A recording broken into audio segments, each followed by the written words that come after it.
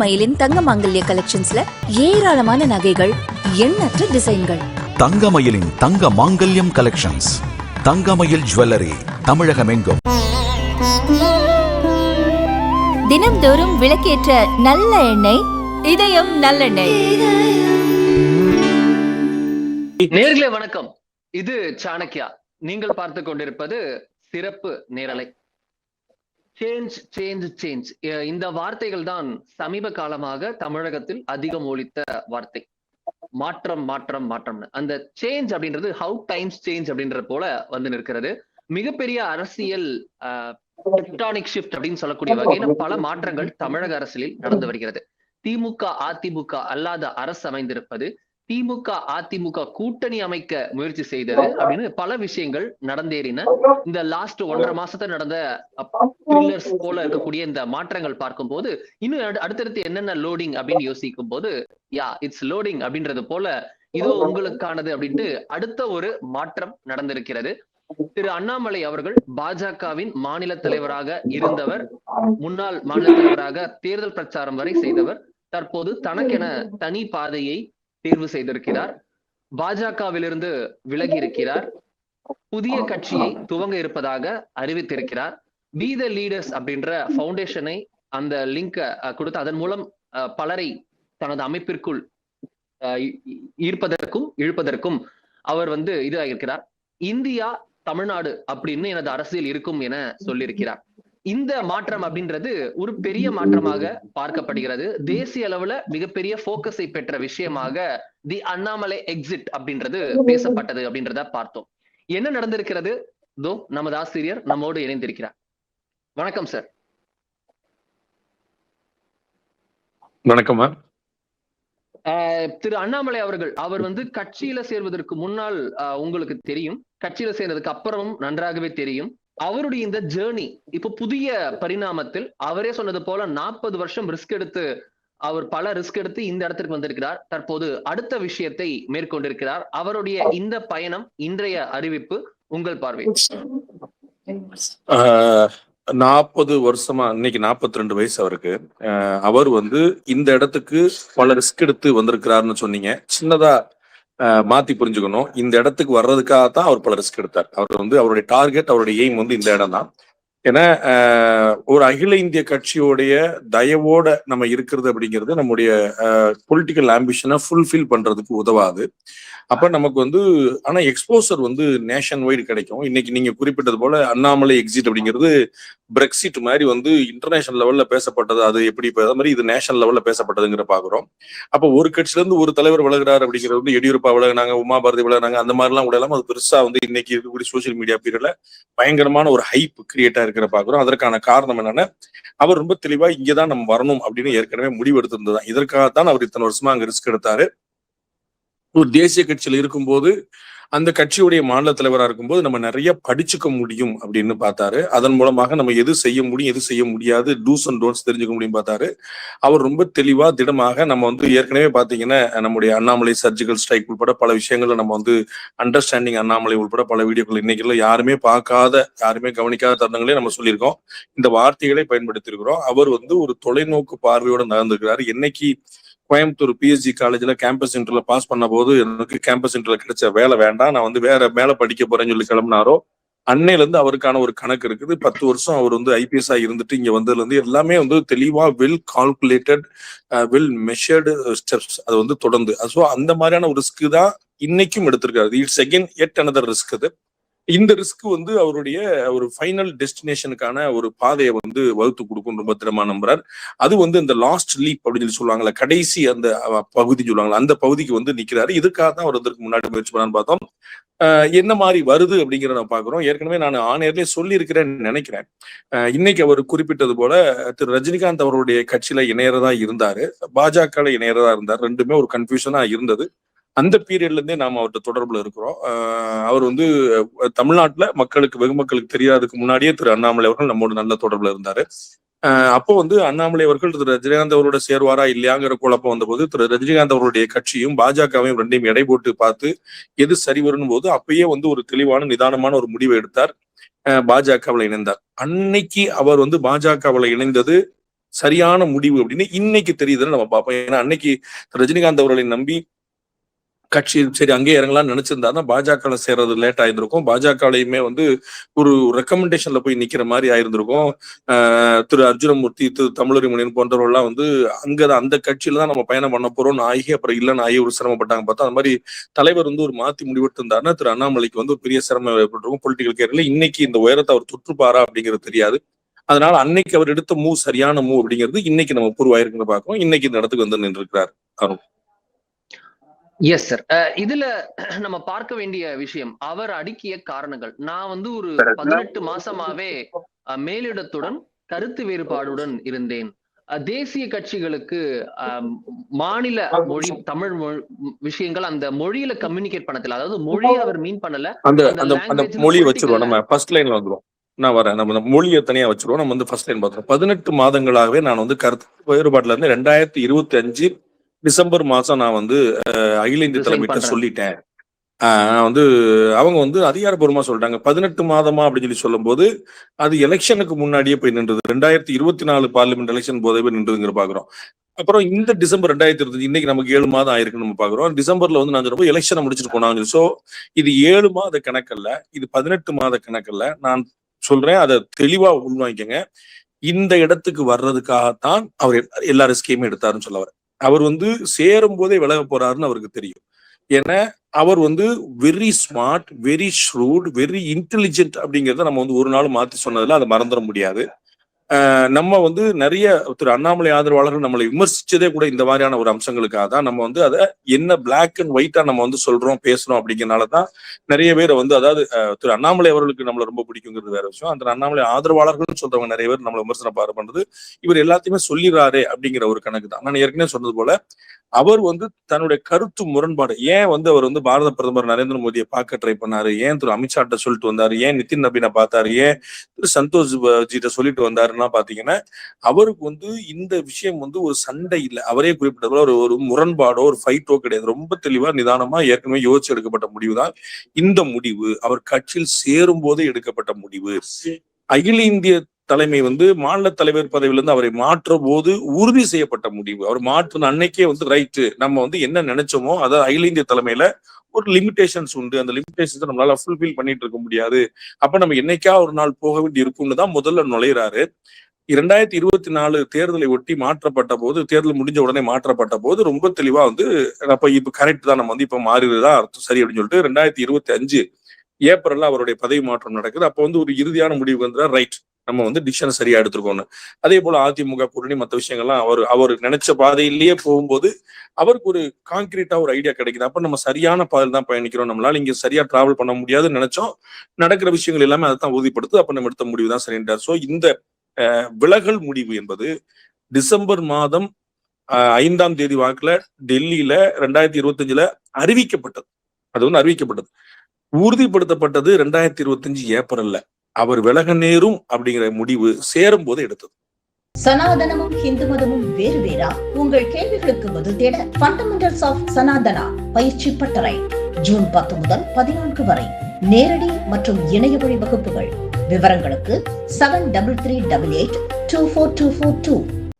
Okay, so is better prepared. அவர் வந்து pre பிளானா நமக்கு எவ்வளவு நாள் செட் ஆகும் தெரியாது, இருக்கிற வரைக்கும் போவோம் அப்படின்னு வந்தார் அப்படின்னு சொல்றீங்க. பட் இதுல அவருடைய முயற்சிகள் 2021 இருந்து 24 வரை 25 ஏப்ரல் வரை அவர் போட்ட முயற்சிகள் பல விஷயங்கள்ல பிஜேபியை நியூஸ்லயே வச்சிருந்ததுன்னு பாக்குறோம். தமிழகத்துல ரொம்ப தலைப்புச் செய்திகளே வைத்திருந்தது, பல விஷயங்கள்ல கவனத்தை ஈர்த்தது. அதுலயும் வந்து ஒரு விஷயத்த சொல்கிறார், தேசிய கட்சிகளுக்கு அந்த லாங்குவேஜ் தெரியல, எப்படி பேசணும் அந்த லாங்குவேஜ் தெரியல. நான் மொழியை மீன் பண்ணல, பட் அந்த திரும்ப நான் வந்துடுறேன், திரும்ப லாங்குவேஜுக்கு நான் வந்துடுறேன். நீங்க வந்து இப்ப குறிப்பிட்டதுனால நான் வந்து சொல்ல வரேன். அதாவது இவர் சேர்ந்ததுல இருந்து அங்க லைம் லைட்ல வச்சிருந்தாருங்கிறது without any doubt it is a fact. அது உண்மை. அது வந்து அண்ணாமலை வந்த பிறகு தமிழ்நாட்டு பாஜக ஒரு புத்தெழுச்சி கிடைச்சது, புது ரத்தம் பாய்ச்சப்பட்டது. அவர் வந்து நிறைய இளைஞர்கள் இதற்கு முன்னாடி பாஜகவில் சேர தயங்கியவர்கள் எல்லாம் உள்ள வந்தாங்கிற பார்த்தோம். நம்ம வந்து வழக்கமா சேராதவங்க எல்லாம் வந்தாங்கன்னு பார்த்தோம். ஏபிசின்னு ஆல் சென்டர்ஸ்ல வந்து உள்ள வந்ததை பார்த்தோம். நமக்கு வந்து ஒரு அக்ராஸ் பேன் தமிழ்நாடு வந்த இது எல்லாமே மாற்று கருத்தே இல்லை. ஆனா நீங்க ரிசல்ட்டா நீங்க பாத்தீங்க, தேர்தல் முடிவுகளா பாத்தீங்க அப்படின்னா 2024 மக்களவை தேர்தல் அவருடைய விருப்பத்தின் பேரில் தனியாக சந்திக்கப்பட்ட தேர்தல் பாஜக. 2024 பாஜக தலைமையில ஒரு அணி அமைஞ்சது. பிறகு வந்த நிறைய வல்லுநர்கள்லாம் வந்து நம்மளுடைய கருத்தை கடுமையா விமர்சனம் பண்ணி கண்ணா பின்னான்னு இறங்கி அடிச்சு பிலோ த பெல்ட் எல்லாம் கிக் பண்ணி நிறைய பெரிய மேதாவிகள்லாம் சொன்னதை நம்ம பார்த்தோம். அது வந்து இருக்கட்டும். ஆனா நம்ம புரிந்துக்க வேண்டியது என்னன்னா 2024 பாஜக பெற்ற அதே வாக்கு சதவீதம், இன்னும் சொல்ல போனா 6% கூட 2014 பெற்றப்பட்டிருந்ததுங்கிறத பார்க்கணும். அதைத்தான் நம்ம சொன்னதுக்காக நம்ம நிறைய பேர் கோச்சுட்டாங்க. 2020 நம்ம எல்லாமே பப்ளிக் டொமைன்ல இருக்கு, நம்ம சொன்னது எதுவுமே மாத்தி சொல்ல. 2021 உள்ளாட்சி தேர்தலில் நாம பெற்ற சதவீதம் வந்து 2011 உள்ளாட்சி தேர்தலை பெற்றிருக்கு. ஒரே முக்கியமான வித்தியாசம் என்ன அப்படின்னா 2011 பாஜகவுக்கு தமிழ்நாடு முழுக்க இருக்கக்கூடிய எல்லா மாநகராட்சியிலையும் மெம்பர் கிடையாது. திரு அண்ணாமலை தலைமையில உள்ளாட்சி தேர்தல் சந்திச்ச போது தமிழ்நாட்டில் இருக்கக்கூடிய எல்லா மாநகராட்சியும், சென்னை உட்பட எல்லா மாநகராட்சியும் ஒரு கவர்மெண்ட். இது வந்து முக்கியமான வித்தியாசம், மாற்றுகிறது. ஆனா அந்த ஓட் பெர்சன்டேஜ் பாத்தீங்கன்னா 2011 2021 half of the vote share, உள்ளாட்சி தேர்தல் half of the vote share Kanyakumari மாவட்டத்தில் மட்டும்தான் வந்துச்சு. Rest of the vote share மட்டும்தான் ஓவராலா 11% கிட்ட ஒரு ஓட் சொன்னாங்கன்னு நினைக்கிறேன். அப்போ தமிழ்நாடு முழுக்க சேர்ந்துச்சு. அப்ப எல்லாமே 2011 நடந்ததுதான் 2021 நடந்துச்சு, 2014 நடந்ததுதான் 2024 நடந்துச்சு. ஒரே விஷயம் என்னன்னா ஒரு புது ரத்தம் பாய்ச்சப்பட்டது, ஒரு பெரிய நம்பிக்கை எழுந்தது. ஓகே, பாஜக வந்து 10-11 முடிகிற கட்சியில பெரிய ஸ்பேஸ் இருக்குங்கிற நம்பிக்கையை திரு அண்ணாமலை வருகைதான் கொடுத்தது, வித்தவுட் எனி டவுட். எஸ், இதுல அவர் வந்து சொல்கிறார், அவர் வந்து இந்த இடத்துல அடுத்ததா நான் நகரணும் அப்படின்றப்போ நான் எல்லாத்தையும் ஒருங்கிணைத்து ஒரு போர்க்கூடிய ஒரு இடத்துல நான் இருக்கேன். சோ தமிழ் மண்ணுக்கான அரசியலை தேசிய பார்வையுடன் அணுகக்கூடிய அரசியலை மேற்கொள்ள இருக்கிறேன்றார். இது எப்படி நம்ம புரிஞ்சுக்கிறது? ஒரு Aam Aadmi style of party with Tamil focus அப்படின்னு புரிஞ்சுக்கலாமா? ரொம்ப ஆச்சரியம் திரு அண்ணாமலை அவர்கள் பயன்படுத்திய வார்த்தையில இருந்தது, எதிர்பாராததா இருந்தது. நான் தமிழனா இந்தியனான்னு எல்லாரும் என்னை கேட்கறாங்க, எஸ்பெஷலி டெல்லிக்கு எல்லாம் வரும்போது என்னை கேட்பாங்க. அதுல ஒரு கான்ஃபிளிக்ட் இருக்கு அப்படின்னு சொல்லி சொன்னாங்க. எனக்கு வந்து அது ஒரு கான்ஃபிளிக்டா புரிஞ்சது. அப்படின்னா எப்படி கான்ஃபிளிக்ட் வரும்னு எனக்கு புரியவே இல்லை. தமிழன் தானே இந்தியன், இந்தியன் தானே தமிழன், அதுல வந்து என்ன குழப்பம் இருக்கு? இது வந்து கேரளால இந்த பிரச்சனை வந்ததுல, கர்நாடகால இந்த பிரச்சனை வந்ததுல, சவுத் இந்தியால எங்கேயுமே வந்து நான் கன்னடிகாவா இந்தியனான்னு யாருமே கேட்டதில்ல, நான் புதுச்சேரிக்காரனா இந்தியனான்னு யாருமே கேட்டதில்ல, தமிழ்நாட்டுல மட்டும் எப்படி வருது? இதைத்தான் பேசி பேசி இந்த திராவிட அரசியல்வாதிகள் வந்து தமிழ்நாடுக்கு ஏதோ தனியா ஒண்ணு இருக்குது, ரெஸ்ட் ஆஃப் இந்தியாவுக்கு வேற ஒரு கேரக்டர் இருக்குங்கிற மாதிரியே ஒரு பிம்பத்தை கட்டமைச்சிருந்தாங்க. அதோடைய சாயலை ஒட்டி வருவது போல திரு அண்ணாமலை அவர்களும் இன்னும் இந்தியனா தமிழனான்னு கேட்டாங்க. அதுல வந்து ஒரு கான்ஃபிளிக்ட் இருக்குதா நான் பாக்குறேன், நான் வந்து எப்படி அடையாளப்படுத்துறது அப்படின்னு சொல்லிட்டு அடுத்த வரிகள்லாம் I'm proud Indian, I'm proud தமிழன் எல்லாமே சொன்னா வந்து பெருமை மிகு தமிழன், பெருமை மிகு இந்தியன் சொல்லி சொல்றாரு. தமிழனும் இந்தியனும் ஒண்ணுதானங்கிறது தானே ஒரு இந்தியாவுல இருக்கக்கூடிய நாம தமிழ் பேசுறோம். நாம வந்து இந்திய தமிழர்கள், இந்திய மலையாளிகள், இந்திய கன்னடர்கள் எல்லாமே தானே. இந்தியா வந்து ஒரு கண்ட்ரியா ஃபர்ஸ்ட், லாங்குவேஜா வேற வேற. இது என்னமோ புதுசா 1947 67 வந்த விஷயம் இல்லையே, இது காலகாலமா இருக்கக்கூடிய விஷயம் தானே. நீங்க ராஜராஜ சோழன் நீங்க இருந்தபோது நம்ம தமிழ் பேசியிருந்தோம், பனாரஸ்ல ஏதோ ஒரு ராஜா ஹிந்தி பேசியிருந்தாரு, அப்படித்தான் வந்திருக்கோம். ஆனா இங்க இருந்து ராமேஸ்வரத்துல அங்க போயிருக்கோம்ல, கடாரம் கொண்டான் இமயமன்றாஞ்சிட்டு போட்டோம், இங்க இருந்து அங்க போயிட்டு அங்க வந்து வந்துட்டு தானே பண்ணிட்டு இருக்கோம் நம்ம. அப்ப வந்து இதுல என்ன புதுசா இருக்கு? அப்ப வந்து எங்க கான்ஃபிளிக்ட் வந்ததுன்னு எனக்கு புரியல. நீங்க 2 முறை எழுப்புனது போல மொழி பிரச்சனையை வந்து ஒரு முக்கியமான விஷயமா கையாளுறாரு. ஜஸ்ட் யோசிக்கணும். அது வந்து இப்ப இன்னும் அவருடைய அரசியல் சித்தாந்தங்களை நேரடியா சொல்லல, ஆனா வந்து அந்த பிரச்சனையை அவர் கையாளுறார் அப்படிங்கும் போது அது வந்து ஒரு ஒரு முக்கியமான ஒரு ஸ்வாட், ஒரு முக்கியமான ஒரு அருவாள், அவர் வந்து ஒரு வாள் அப்படிங்கிறத பாக்குறோம். அது கூர்மையானது அப்படிங்கிறதையும் சேர்ந்தே கவனிக்கிறோம். அதைத்தான் இவ்வளவு நாளா இவர்கள் அரசியல் செய்து கொண்டிருந்தார்கள் அப்படிங்கிற பார்க்கணும். அதே இடத்தை இவரும் பிடிக்கிறார் அப்படிங்கிறது ரொம்ப பெரிய ஆச்சரியமாக இருக்கு. அப்படியே திரு அண்ணாமலையா இந்த ஸ்டேட்மெண்டா வர்றாரு அப்படின்னு ரொம்ப ஆச்சரியமா இருக்கு. மும்மொழி கொள்கையை பத்தி பேசும்போது சொல்றாரு, மும்மொழி கொள்கை வந்து இதே திரு அண்ணாமலை 1000 முறை டிஃபெண்ட் பண்ணியிருக்கிறாரு. நம்ம வந்து டே ஒன்ல இருந்து பண்ணிட்டு இருக்கோங்கிறது வேற விஷயம். இதே திரு அண்ணாமலை பண்ணிட்டு இருக்கிறாரு. அப்ப வந்து பாஜக இருந்ததுனால மும்மொழி கொள்கையை ஆதரிச்சுட்டு இருந்தாரா?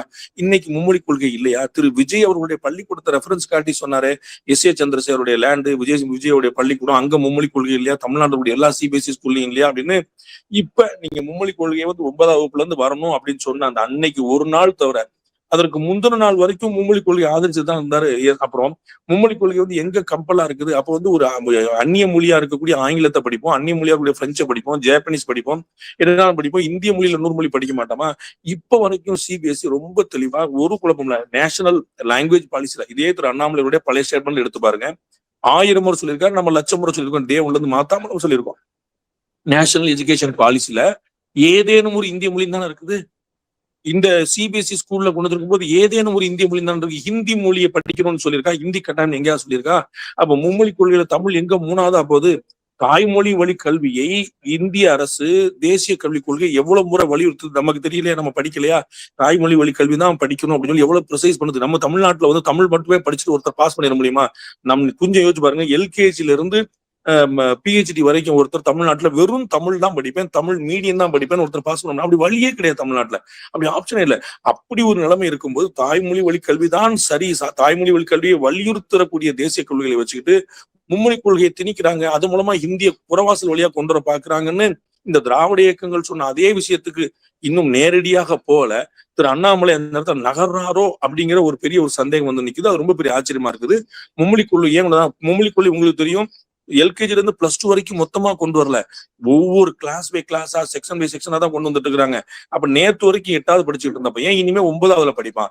இப்போ 9வதுல படிக்கிற பையன் அடுத்த வருஷம் 10வதுல படிப்பான். 2026-27 கல்வி ஆண்டுல இருந்து தமிழ்நாட்டில் எல்லா பள்ளிக்கூடங்களிலும் சிபிஎஸ்இ பள்ளிக்கூடங்களும் எல்லாத்துலயுமே வந்து ஹிந்தி தான் அப்படின்னு சொல்லல. எல்லாத்துலயுமே மும்மொழி தான் அப்படின்னு சொல்ல. எல்லாத்துலயுமே 3வது இந்திய மொழி தான் சொல்ல. ஒவ்வொரு ஆண்டும் ஒவ்வொரு வகுப்புக்கும் கொஞ்சம் கொஞ்சமா ஏத்திட்டே வராங்க. அதுதானே முறை. அப்படித்தானே செய்வாங்க. அப்ப ரொம்ப முறைப்படி செய்யக்கூடிய விஷயத்துல மும்மொழி கொள்கையை திரு அண்ணாமலை ஏன் கையில் எடுக்கிறாருங்கிறது மிகப்பெரிய ஆச்சரியமா இருக்கு. அதற்கான பதிலை அவரே சொல்லியிருக்கிறார். Yes sir. இதுல அவர் சொன்ன இன்னொரு லாங்குவேஜ், அந்த நேஷனல் பார்ட்டிஸுக்கு இந்த லாங்குவேஜ் தெரியல, அந்த லாங்குவேஜ் டு அப்ரோச்னு. அதாவது அவர் வந்து யூனிவர்சிட்டி, ஸ்டான்ஃபோர்ட் யூனிவர்சிட்டியில அமெரிக்கால பேசும்போது ஒரு விஷயத்தை சொல்லியிருந்தார். திரு தேஜஸ்வி சூர்யா, திரு சசி தரூர் இருக்கும்போது ஒரு விஷயத்தை சொல்லியிருந்தார். National parties are not bold enough to take the regional parties bull by its horn அப்படின்னு சொல்றாரு. அந்த காளைகள் சீறி வரும்போது அந்த இது பிடிச்சி நிறுத்ததுக்கான அந்த இது வந்து நேஷனல் பார்ட்டிஸ் அந்த போல்ட்னஸ் இல்ல அப்படின்னு சொல்லியிருந்தார். சோ அப்ப இவர் is taking to take the, அவர் வந்து நேரடியா டேக் ஆன் பண்ண போறாரு அப்படின்றது போலதான் அந்த இடத்துல மீன் பண்ணுது. அது என்ன மாதிரி டோன் இது புரிஞ்சுக்கிறது?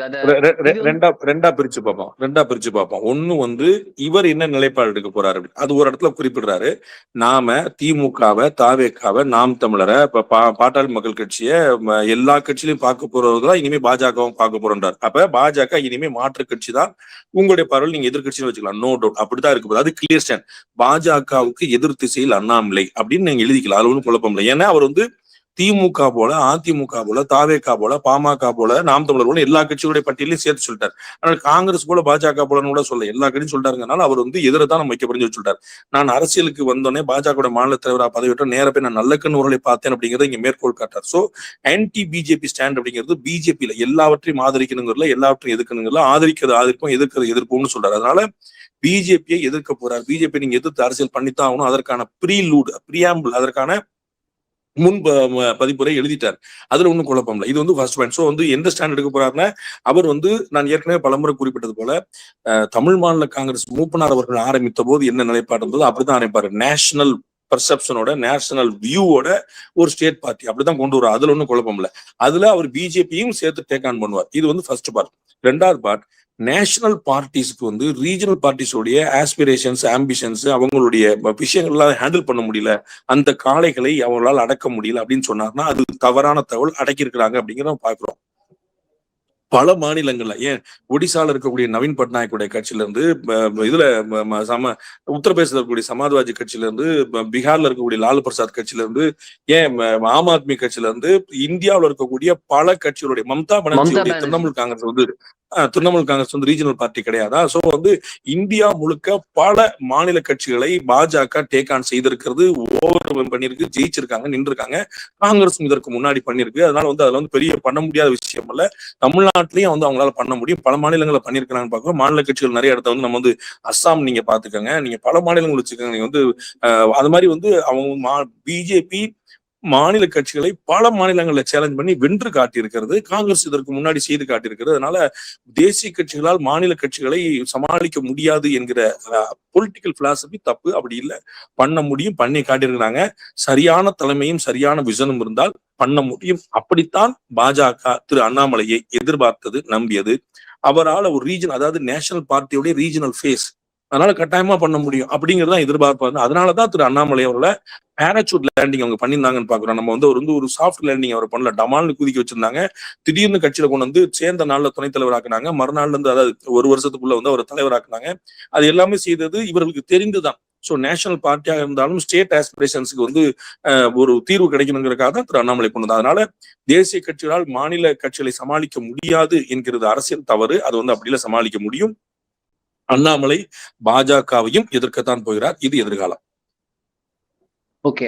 பிரைம் மினிஸ்டர் மோடி மீது எனக்கு என்னைக்குமே அன்பு இருக்கு அப்படின்னு இன்னைக்கு சொல்லியிருக்காரு. அவர் அரசியல் வந்த போது சொன்னது பிரதமர் நரேந்திர மோடி அவர்களை பார்த்துதான் நான் அரசியலுக்கே வந்தேன் அப்படின்னு சொன்னாரு. இந்த ஸ்டாண்ட்ல பிஜேபியை எதிர்ப்பார், மோடி அவர்களுக்கு மரியாதை அப்படின்னா அது எப்படி புரிஞ்சுது? ஒரு ஒரு நவீன் பட்நாயக் ஒரு காலகட்டத்தில் இருந்த போது, ஜெயலலிதா அவர்கள் இருந்த போது, பவன் கல்யாண் பிஜேபி கூட்டணியில் சேருவதற்கு முன்பு இருந்த போது அந்த டோனு நம்ம புரிஞ்சுக்கலாமா? திரு நரேந்திர மோடியை பார்த்துதான் அரசியலுக்கு வந்தார் திரு அண்ணாமலை அவர்கள். நான் ஏற்கனவே சொன்ன போல அவருடைய ஸ்மார்ட்னஸ், ரூட்னஸ், இன்டெலிஜென்ஸ் எல்லாம் நமக்கு தெரியும். அதனால நரேந்திர மோடி போலவே தான் செய்வார். நரேந்திர மோடி எப்படி மகாராஷ்டிரா தேர்தலில் ஒரு முறை கூட பால் தாக்கரே அவர்களை வந்து ஒரு வார்த்தை கூட, பாலாசாஹேப் தாக்கரே வந்து ஒரு வார்த்தை கூட சொல்லாம அவரை நான் விமர்சிக்க மாட்டேன் அப்படின்னு சொல்லி சொன்னாரு. ஆனா அவர்களுடைய கட்சியை போட்டு வெளுத்து வாங்கினார். அதே போல திரு அண்ணாமலை அவர்கள் நாளை முதல் நீங்கள் பார்க்கலாம், அவரது அரசியல் பேட்டிகள், பிரஸ் மீட்டுகள் எல்லாம் வரும்போது நீங்க பார்க்கலாம், நரேந்திர மோடியை தனியா வந்து ஒரு ஹோலி கவ், அது வந்து ஒரு புனித பசுவாக அவரை நான் விமர்சிக்க மாட்டேன்னு நகர்த்திடுவாரு. அவர் வந்து சரியா சொல்லுவார். ஆனா சுத்தி இருக்கிறவங்க சரியா இல்லை அப்படின்னு கொண்டு வந்துருவார். நம்ம வந்து நீங்கள் குறிப்பிட்டது போல எப்படி வந்து நவீன் பட்நாயக் நல்லவர், ஆனா சுத்தி இருந்த பாண்டியன் போன்றவர்கள் சரியில்லை, ஜெயலலிதா நல்லவங்க, ஆனா சுத்தி இருந்த சசிகலா போல சரியில்லை அப்படிங்கிற ஒரு பாலிசி தான் அவர் எடுப்பாரு. திரு அமித்ஷாவில் ஆரம்பித்து மாநில தலைவராக நாளைக்கு இன்னைக்கு இருக்கக்கூடிய திரு நரேந்திரன் நாளைக்கு யாரோ வந்தாங்கன்னா அவங்க கூட எல்லாரையுமே அவர் வந்து அதே மாதிரிதான் டேக் ஆன் பண்ணுவார், ஃபேஸ் பண்ணுவாரு. நரேந்திர மோடியை நான் விமர்சிக்க மாட்டேன்னு நரேந்திர மோடி எந்த பாலிசியை கடைபிடித்தாரோ அதே பாலிசி வச்சுட்டு அவர்கள் காட்டிய அடையாளத்தையே அவர்கள் பக்கத்துல செலுத்துறதுக்கு தான் அந்த ஐடியா இருக்காரு. அப்படிதான் செய்வார்னு நம்ம புரிஞ்சுக்கலாம். ஓகே. அவருடைய அமைப்பு வி த லீடர்ஸ் ஃபவுண்டேஷன் மூலியமாக மெம்பர்ஸ் என்ரோல் பண்ணிருக்காங்க. 1 லட்சத்தை தாண்டி 1 மணி நேரத்தில் அதிக பேரை சேர்த்துட்டு இருக்கு அப்படின்றத பார்க்கிறோம். ஒரு டிராக்ஷன் இருக்கு. இந்த இடத்துல நான் கேட்கறது சார், இந்த விஷயம் அவர் வந்து இதில் சேர்வர்களை அப்துல் கலாம் அவர்கள் பெயரில் ஒரு எத்திக்ஸ் இதுல ஒரு சென்டர் ஹோல்டு பண்றதுக்கு மன்னிக்கணும். நம்ம வந்து இப்ப வந்து ஃபர்ஸ்ட் வந்துடும். இந்த வந்து 1 மணி நேரத்துல 1 லட்சம். நம்ம வந்து இதை பேச ஆரம்பிச்ச போது 50,000 இருந்துச்சு. நம்ம வந்து லைவ் பண்ணலாமா, இப்ப சரியா இருக்குமான்னு பேசுறோம். நம்ம 50,000 இப்ப 1 லட்சம். 1 மணி நேரத்துல 1 லட்சம் அப்படின்னா 24 மணி நேரத்துல 24 லட்சம், 48 மணி நேரத்துல 48 லட்சம். அப்ப வந்து 1 மாசத்துல வந்து இது தமிழ்நாடு தாண்டி எல்லாம் போயிடுச்சு அப்படின்னு அப்படி இல்லை. இதுதான் இந்த ஹைப் அப்படிங்கிறது. இதுல வந்து திரு அண்ணாமலை அவர்களும் அவருடைய டீம் வந்து மாஸ்டர்ஸ். அவங்களுக்கு வந்து பெரிய களப்பணியில ஒரு பெரிய அனுபவம் இருக்குது. அவர் குறிப்பிட்டது போல 22 வயசு 23 வயசுல திரு விஜயகாந்த் அவர்கள்ட்ட வந்து அரசியல் பாடம் ஒரு 3 மாசம் இன்டர்ன்ஷிப் பண்ண போதே அவர் வந்து இது எப்படி நடக்குது என திரு விஜயகாந்த் தமிழ்நாட்டுல ஒரு மாற்று அரசியலுக்கு பேசிய மிக முக்கியமான நபர். அங்க நான் பாடம் கத்துக்கிட்டேன்னு ரீகால் பண்ணும்போது நமக்கு தெரியும் இது வந்து எப்படி வருதுன்னு. உங்களுக்கு நினைவுபடுத்த விரும்புறேன். தாவேக்கால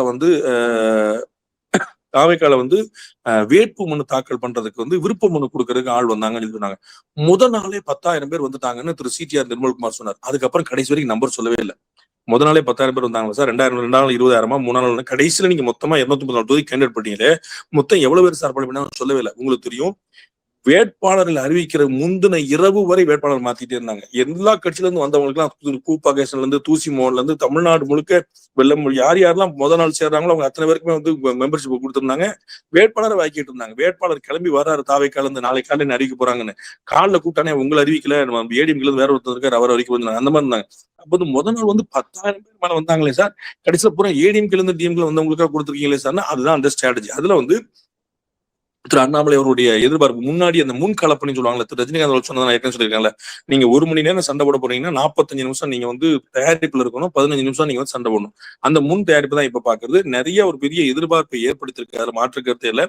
ஏன்டியே இப்போ ஒரு 5-6 பேர் நான் சேர்ந்துடலாமான்னு அப்படின்னு ஆண்கள், பெண்கள், இளைஞர்கள் நிறைய பேர் கேட்கறாங்க. நம்ம வந்து சேர்ந்துடலாமா நிறைய பேர் கேட்கறாங்க. அந்த ஆர்வம் இருக்கும். வித்தவுட் அண்ணாமலை வந்து ஒரு பெரிய எக்ஸ்பெக்டேஷன், அண்ணாமலை வந்து ஒரு பெரிய எதிர்பார்ப்பு, அதுல வந்து மாற்று கருத்துல.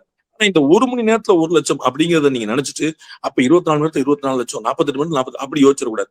நாளை கழிச்சு நீங்க பார்க்கும்போது ரஜினி அவர்கள் வந்து கட்சி ஆரம்பிக்கிற பிளான் போது ஒரு ஆப் ஒன்னு டவுன்லோட் பண்ண சொல்லியிருந்தார். அந்த ஆப் டவுன்லோட் பண்ணும்போது தான் திரு ரஜினிகாந்த் அவர்களுக்கான உண்மையான அந்த ரிசல்ட் வந்து தெரிஞ்சதுக்கான. அந்த ஆப் டவுன்லோட் பண்ணும்போது 1 மணி நேரத்துல இவ்வளவு 2 மணி நேரத்துல வந்து போச்சு. அதுக்கப்புறம் என்ன ஆச்சு, அந்த பதில் தான் நமக்கு தரணும். அதெல்லாம் நம்ம வந்து பார்க்க வேண்டியது. சோ இந்த எதிர்பார்ப்பு வந்து ரொம்ப பெருசா இருக்குது. நம்பர்ஸ்ல நம்ம இப்போ ஒரு முடிவுக்கு வந்துருவோம்னா, இவங்க வந்திருக்காங்க இவ்வளவு பேருக்காங்க வந்துருவோம்னா, இது ஒரு எதிர்பார்ப்பு எடுத்துருக்கு. ரொம்ப பியூட்டிஃபுல்லான விஷயம், நல்லா இருக்கு. 2வது நீங்க கேட்ட அந்த கலாம் அவர்களுடைய பயிற்சி. இது இந்த கலாம் பயிற்சி மையம் அப்படிங்கிறது கோயம்புத்தூர்ல வந்து நாங்க மையமா வச்சு ஆரம்பிப்போம் சொல்லியிருக்கிறார்.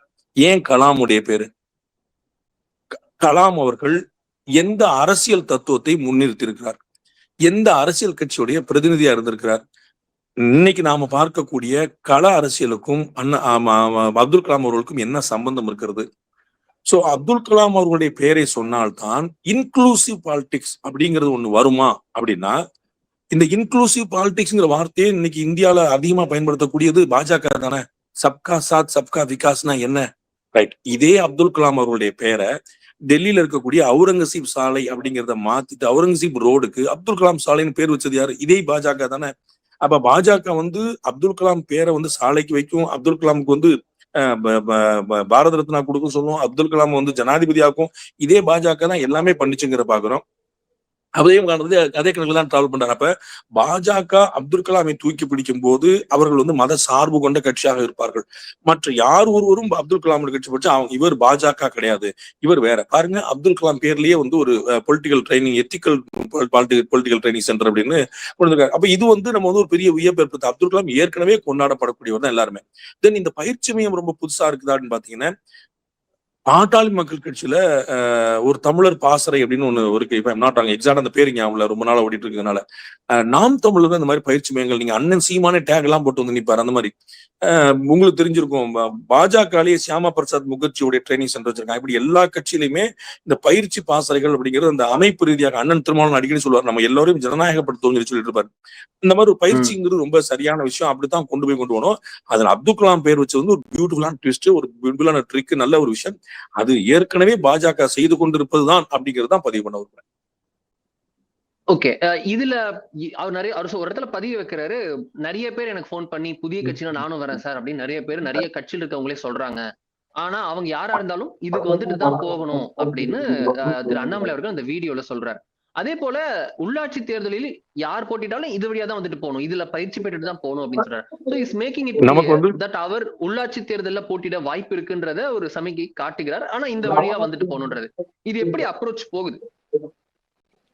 உள்ளாட்சி தேர்தலில் அண்ணாமலை போட்டிருக்கான வழி சொன்னீங்களா? இல்ல அப்படி சொல்லல. இல்ல, அவர் கட்சி உறுப்பினர். ஆமா ஆமா, அதான் நம்ம அவன் எப்ப தேர்தலில் போட்டிடுவாங்கிறதையும் நம்ம பேசுவோம், உங்களுக்கு நேரம் இருந்துச்சுன்னா.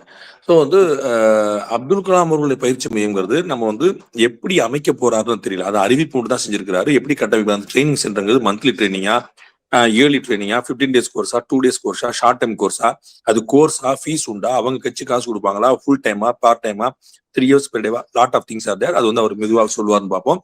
சொல்லும் போது நம்ம டீகோட் பண்ணி பார்ப்போம். ஆனா ஒரு கதவு வழியாக நுழைவதுங்கிறது ஒரு பெரிய வித்தை கிடையாது. இன்னைக்குமே நீங்க பார்த்திருப்பீங்க, பாஜகவுல சேரக்கூடியவங்க யாரா இருந்தாலும் இது போன்ற பயிற்சி முகாம்களை கடந்துதான் செல்ல வேண்டும். அது பாஜக தொடர்ந்து செய்து கொண்டிருக்கு. திரு அண்ணாமலை அவர்களே இது போன்ற பயிற்சி முகாம் பண்ணியிருக்காரு. திரு செல்வி, அதாவது ஜோதிடர் செல்வி இருக்காரு, தாமோதரன் செல்வி, இவரை போன்ற நிறைய பேர் வேற வேறு கட்சியில இருந்து வந்தவங்க எல்லாம், பெரிய பெரிய போஸ்ட்ல இருந்தவங்க எல்லாம், பெரிய இதுல இருக்கவங்க எல்லாமே கூட இந்த ட்ரைனிங்க 3 நாள் முகாம் போன் எல்லாம் தூக்கி போட்டு உட்காந்து காலையில இருந்து ராத்திரி வரைக்கும் யாராவது லெக்சர் கொடுத்துட்டு இருப்பாங்க. சியாமா பிரசாத் முகர்ஜி பத்தி பேசுவாங்க, குருஜி கோல்வல்கர் பத்தி பேசுவாங்க, RSS பத்தி பேசுவாங்க, அமைப்புகள் பத்தி பேசுவாங்க, ABVP பத்தி பேசுவாங்க. யாரா லெக்சர் கொடுத்துக்கிட்டே இருப்பாங்க. அதுக்கப்புறம் நாள் முழுக்க கேட்கணும். 3 நாள் 4 நாள் 5 நாள் கேட்கணும். சோ அந்த மாதிரியான பயிற்சி முகாம்கள் எல்லாமே பண்ணிட்டு இருக்குதான், பிஜேபியிலும் பண்ணிட்டு இருக்குதான். அந்த மாதிரி தான் இவர் பண்றாரா, வேற ஏதாவது டிஃபரன்ஸ் காட்ட போறாருங்கிற we have to wait and watch. Okay. இதுல அவர் சொல்லிக் கொடுக்கக்கூடிய அந்த தாட்ஸ் என்னவா இருக்கும் சார்? எப்படி புரிஞ்சுக்கிறது? நான் முன்னாடி கேட்டது போல இது ஒரு ஆம் ஆத்மி தமிழ்நாடு வெர்ஷன் அப்படின்னு புரிஞ்சுக்கலாமா? நான் காங்கிரஸும் கிடையாது, பிஜேபியும் கிடையாது. நான் growth கொடுப்பேன். நான் எந்த மதத்தை பத்தியும் நெகட்டிவாவும் பேச போறது இல்ல, பாசிட்டிவா பேச போறது இல்ல. I am just going to give the day to day பிசினஸுக்கான என்ன வேணும், டே டு டே வாழ்க்கைக்கு என்ன வேணும். எந்த மதத்தை பத்தி நான் நெகட்டிவா பேச போறது இல்ல அப்படிங்கிற வார்த்தையை அவர் சொல்லல. எந்த மதத்தை பத்தி எந்த மதத்தை பத்தியும் பிஜேபி எதுவும் மாத்தி பேசலாங்கிறது நான் சேர்த்தே சொல்லிடுறேன். நீங்க அதையும் புரிஞ்சுக்கணும். பிஜேபியில பாரத பிரதமர் நரேந்திர மோடியோ, அமித்ஷாவோ, நிதின் நபீனோ, JB நட்டாவோ, நயினார் நாயந்திரனோ யாராவது எந்த மதத்தை பத்தி அது மாத்தி பேசியிருக்காங்களாங்கிறதையும் சேர்த்தே நம்ம பார்க்கணும். அப்ப ஏற்கனவே இருக்கிறது தான் அவர் சொல்றான்னு பாக்குறோம். அவருடைய பாலிசி பாலிடிக்ஸ் எப்படி இருக்கும், அது நவீன் பட்நாயக் மாதிரி இருக்குமா, ஆம் ஆத்மி மாதிரி இருக்குமா, அது we have to wait. நம்ம அவ்வளவு நம்ம அவசரப்பட வேண்டியது இல்லை. அது செயல்பாடு நம்ம என்ன அப்படி சொல்லியிருக்காரு, இன்னைக்கு தான் நம்ம கட்சி ஆரம்பிக்க போறோம், அமைப்பு ஆரம்பிக்க போறோம், அந்த அமைப்புல நீங்க எல்லாருமே சேருங்க, வாலண்டியர் பண்ணுங்கன்னு சொல்லியிருக்காரு. அவர் என்னைக்கு இது கட்சி ஆரம்பிக்கிறாரோ அப்ப பாலிசி அறிவிப்பார், அப்ப பார்ப்போம் நம்ம. அவருடைய கட்சியில சொன்னல, நான் எனக்கு நினைவுல இருக்க நான் சில விஷயம் சொல்லிடுறேன், நீங்க கேள்வியாவும் கேளுங்க, நான் அப்புறம் நான் பதில் சொல்ல ட்ரை பண்றேன். நோ சேர் இஸ் பெர்மனன்ட் அப்படின்னு சொல்றாரு. there is no permanent chair for anybody என்றார். அது திரும்ப பாஜக கல்ட்டு கிடையாதுன்றார். அது இருக்கும். அண்ணாமலை தான் நிரந்தர தலைவர். நீங்க பாத்துங்க, பாட்டாளி மக்கள் கட்சியுடைய தலைவராக நான் ஒருபோதும் இருக்க மாட்டேன், நானும் என் குடும்பமும் இருக்காதுன்னு சொன்னவர் யாரு? டாக்டர் ராமதாஸ் அவர்கள். இன்னைக்கு சண்டை எதனால உடைஞ்சது? என் பேரனுக்கு நீ போஸ்ட் கொடுக்க மாட்டேன்னா சண்டே வந்துச்சு. உங்களுக்கு தெரியுங்களா? அவன் பால் தாக்கரே அவர் ஒரு நாள் கூட நான் சட்டமன்றத்து பார்லிமெண்ட் போக மாட்டேன்னு சொன்னாரு. என்ன நடந்துச்சு? அவர் குடும்பம் தான் ரெண்டா பிரிஞ்சு குடும்பத்துக்குள்ளேதான் உள்ள வந்து நிக்குது. அதனால திரு அண்ணாமலை அவர்கள் தான் இந்த புதிய கட்சி. அண்ணாமலை இல்லாமல் அந்த கட்சி இல்லை. இந்த கட்சியும் தேமுதிக போல, தாவேகா போல, விடுதலை சிறுத்தைகள் போல, பாமக போல அந்த தலைவர்களை நம்பி மட்டும்தான் இருக்கும். அந்த தலைவர்களை கடந்து இருக்க முடியாது. அவர் சொல்றாரு, நமக்கு பிறகும் அது அப்படி நடக்காது, நடக்க போறது இல்ல. இன்னைக்கு இருக்கக்கூடிய ஹைப்பும் இன்னைக்கு இருக்கக்கூடிய எதிர்பார்ப்பும் ஒரு புதிய அரசியல் மீதான நம்பிக்கை இல்லை, திரு அண்ணாமலை என்ற தனிநபர் மீதான நம்பிக்கை. அண்ணாமலை நம்பி நாளைக்கு நான் ஒரு கட்சி ஆரம்பிக்கிறேன், நானும் பியூர் பாலிட்டிக்ஸ் ஒரு கிளாஸ் நடத்துறேன் சார், நானும் நல்லவன் சார், நானும் 27 வருஷமா ஜேர்னலிஸ்டா இருக்கேன் சார், நான் ஒரு கட்சி ஆரம்பிக்கிறேன்னா இன்னைக்கு 1 மணி நேரத்துக்கு 1 லட்சம் பேர் வருவாங்கன்னு நினைக்கிறீங்களா? அப்படி கிடையாது.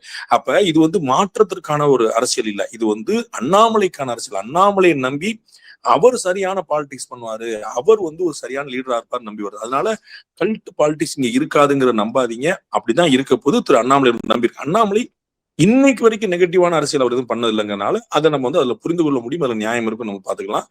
ஆனால் அங்க no chair is permanent is for others. அவருக்கு கிடையாது.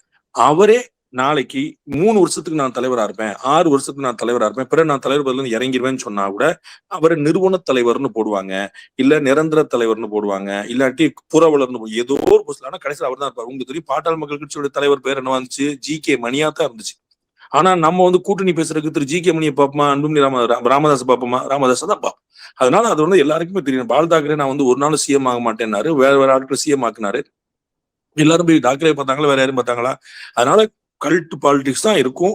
அது திரு அண்ணாமலையை மையப்படுத்தியதான் இருக்கும். அண்ணாமலை அவர்கள் மீது கொண்ட நம்பிக்கையினாலதான் இந்த அரசியலை, இந்த கட்சி. அண்ணாமலை இல்லாம நீங்க சொன்னீங்களே 1 மணி நேரத்துல 1 லட்சம் பேர் சேர்ந்தாங்கன்னு, அது யார் ஆரம்பிச்ச இயக்கம்? திரு அண்ணாமலை ஆரம்பிச்ச இயக்கம் தான். எப்ப ஆரம்பிச்ச இயக்கம்? 2020 ஆரம்பிச்ச இயக்கம். இந்த 1 மணி நேரத்துல 1 லட்சம் பேர் சேர்ந்தாங்களே, 2020 ஏன் 1 லட்சம் பேர் சேரல? உங்களுக்கு புரியுங்களா? அன்னைக்கு அவர் பாஜக இருந்தாரு, இன்னைக்கு இவர் பிஜேபி பிளஸ் நான் ஃபுல் டைமா பண்ண போறேன், இதுல இருந்து ஆரம்பிக்க போறேன். அவ்வளவுதான். அப்ப திரு அண்ணாமலைக்கான எதிர்பார்ப்பு தான், அண்ணாமலைக்கான அரசியல் தான் இது.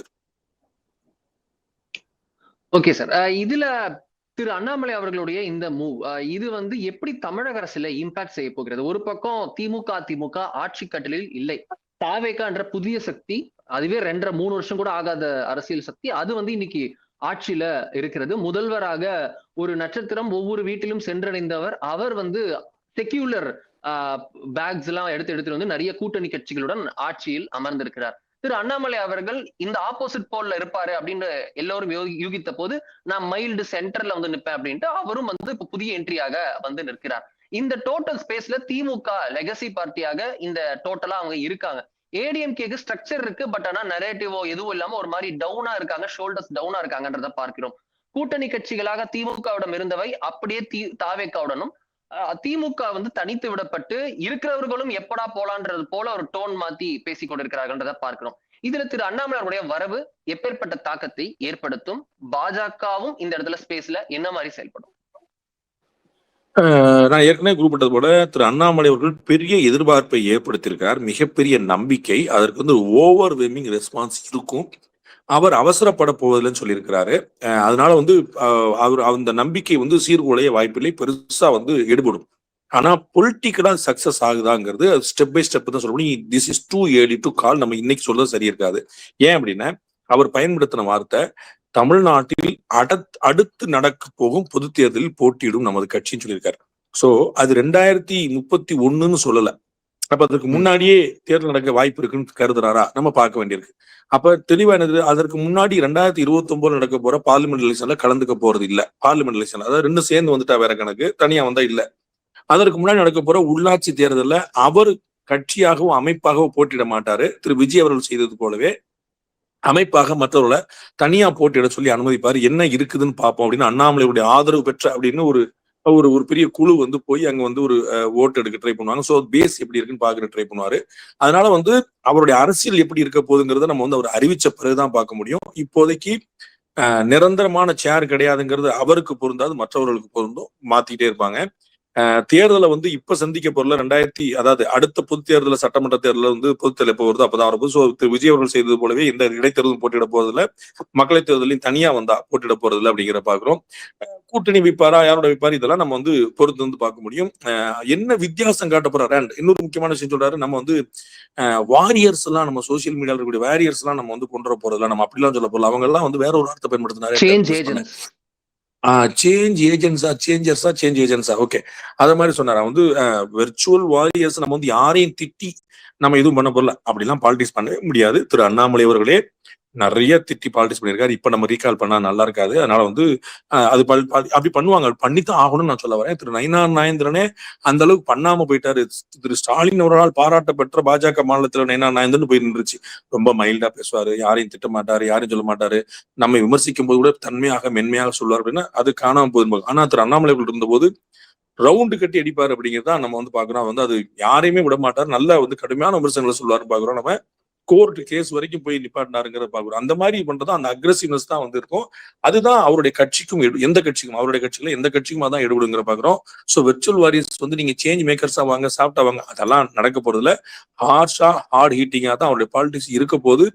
அதுதான் தமிழ்நாட்டு மக்களுக்கு பிடிக்கும். அதுதான் திரு அண்ணாமலையும் செய்ய போறாருன்னு எதிர்பார்க்கலாம். மற்றபடி அவருடைய பாலிடிக்ஸ் எப்படி இருக்கும், ஃபியூச்சர் எப்படி இருக்குங்கிறலாம் too early to call. Okay sir, BJP இதை எப்படி அணுக இருக்கிறது இந்த காலகட்டத்தை? 2029 லோக்சபா எலெக்ஷன்ஸ் வருது, இன்னும் 3 வருஷம் சரியா இருக்கு. அதுக்கு முன்னதாக பல மாநில தேர்தல்கள் அவர்களுக்கு முக்கியமானதாக இருக்கிறது. வெஸ்ட் பெங்காலை வென்றதன் மூலம் அவர்கள் 29 கொஞ்சம் கான்பிடென்டா எதிர்கொள்ள இருக்கிறார்கள் லோக்சபா எலெக்ஷன்ஸை. பட் யூபின்ற முக்கியமான லிட்மஸ் டெஸ்ட் இருக்கு. அப்படி இருக்கும்போது இத்தனை நாள் வந்து சவுத்துக்கு வந்து ஒரு எக்ஸ்பான்ஷன்ல அவங்க இருந்தார்கள்.